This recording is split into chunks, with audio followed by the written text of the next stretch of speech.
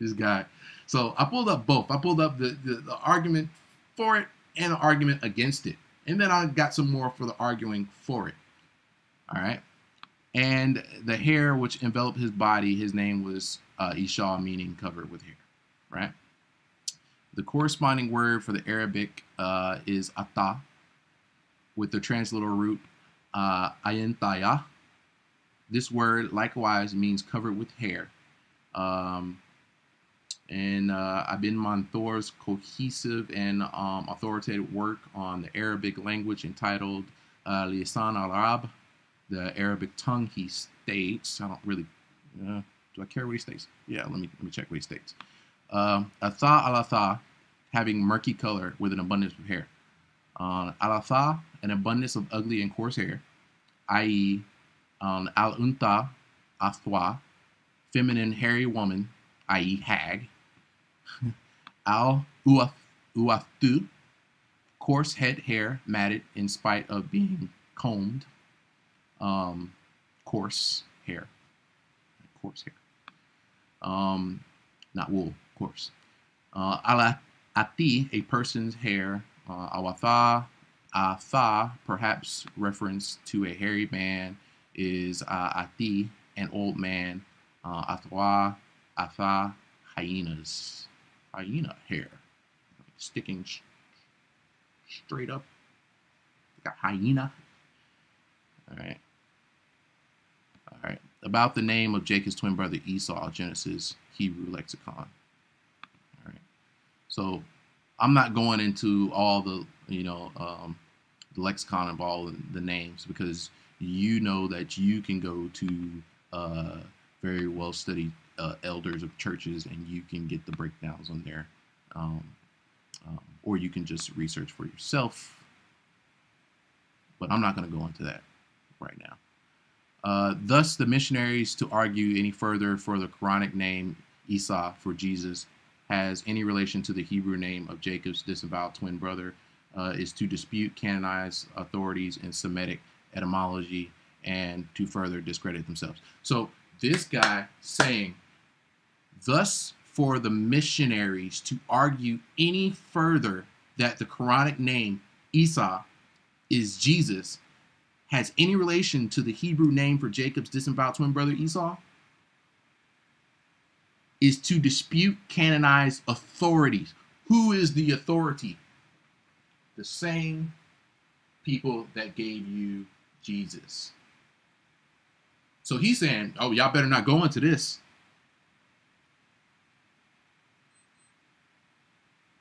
You're disputing the canonized authorities of the Semitic etymology and language. But guess what we found out? They were never the authority at all. So yes, it will be disputed. We'll continue to dispute that Esau is, or Esau is, their God, Jesus. Let's continue. This is not going into any more of that. This is going into Yahweh, and we're not going to touch on that right now because we already know what that means. All right. So next, let's go to Wikipedia. Esau. Esau, Arabic pronounced Esau, an Arabic name corresponding to Jesus in English. It is a common male name given for Arabs and Muslims. Arabic-speaking Muslims refer to Jesus as Esau, while Arabic-speaking Christians refer to Jesus as Iesus. The name that is used in the Quran is Esau, while the Arabic version of the Bible, while in Arabic version of the Bible, the name is Iesus. All right. So Arab Christians, Esau. The Quranic Arabics, Iesus, in their Bible, right? So I don't want going all through this whole thing, but you can go through this stuff yourself if you want to. And I got some, we're going to bring out some more stuff here. Etymology. The English name of Jesus is derived from the Latin Iesus, which in turn comes from the Greek Uh, Iesus. The Greek is a Hellenized form of the Hebrew Aramaic name um, Yeshua, which is in turn shortened from the Hebrew Joshua or Joshua in English. Right. All right. So we're going to jump down here because we're not going to go into all that right now. Western scholars have been, we're jumping right here. Western scholars have been puzzled by the use of Esau in the Quran, since Christians in Arabia use Yasu before and after Islam, itself derived from a Syriac form of Yeshua by a phonetic change. So Yeshua is a Syriac form of the name Iesus or Esau.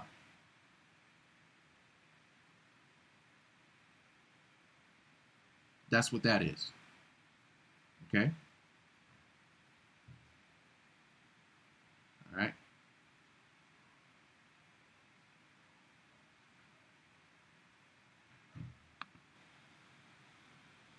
All right. So I'm back here. Let me just double back over what I just last said. We have here Western scholars have been puzzled by the use of Esau in the Quran, since Christians and Arabia use Yasu before and after Islam. So Arabian Christians were using Yasu, right? Before and after Islam. And we know Islam wasn't founded at about 630 AD. But going on, it says itself was derived from a Syriac form of Yeshua. So the Yasu was formed from a Syriac version of Yeshua by a phonetic change that they implemented, right? That is why before that Imam that we talked about earlier, he said that Al-Arub, he said that they made it up. They made up the Yasu, right? But even though that they made it up, it still held distinction,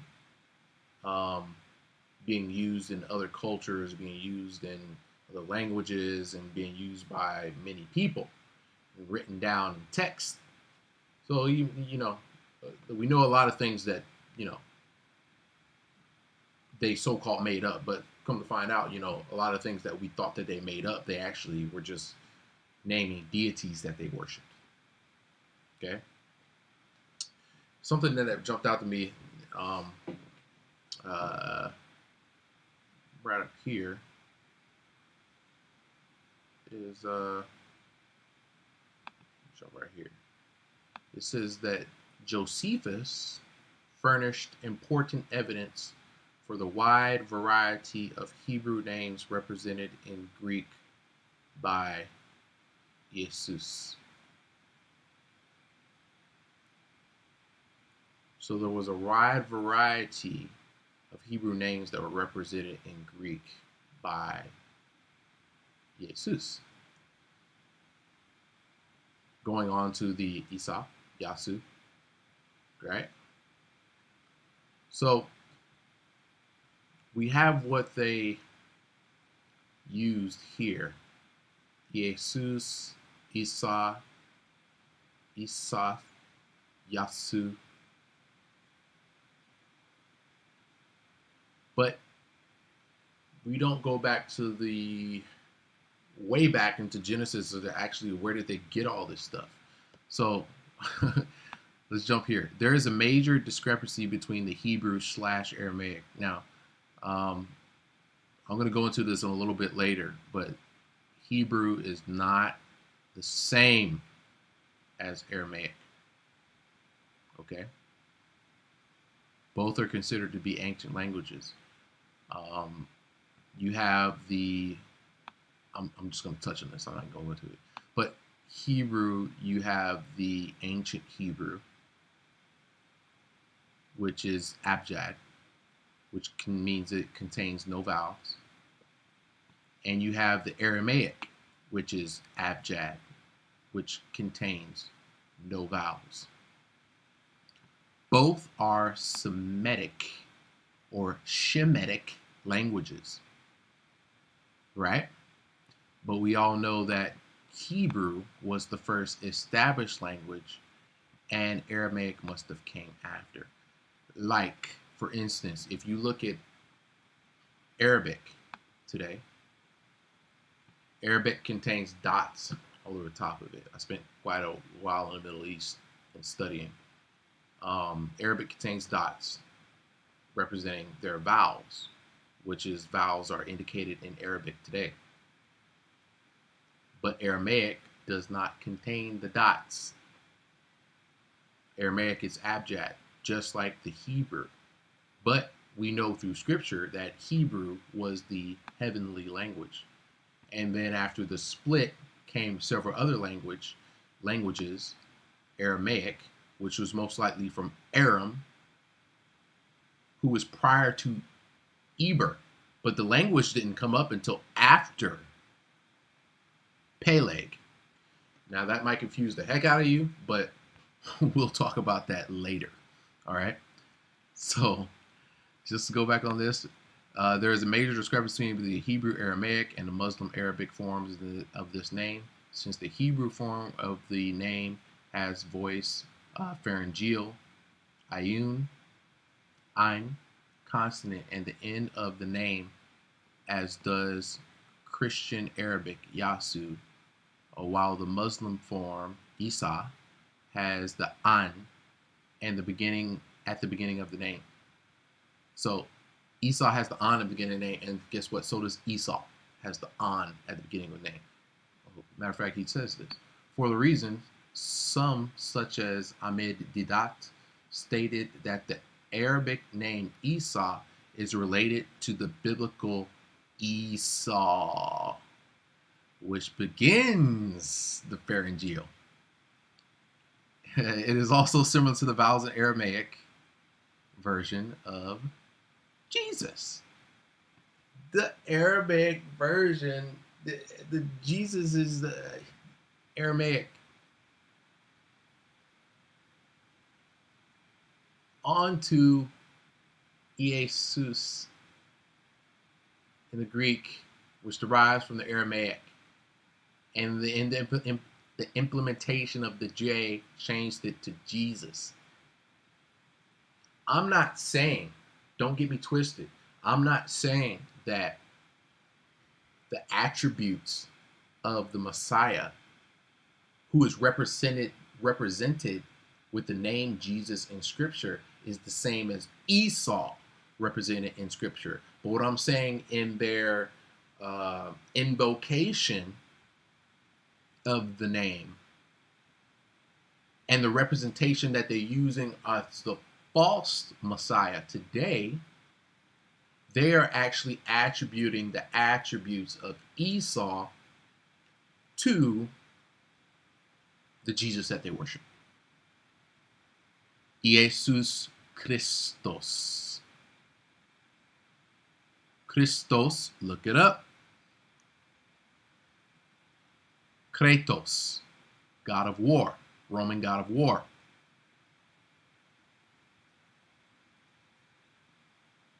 Which later derived to your democracy or krasi, Christos, Kratos, Iesus Kratos, Esau Kratos.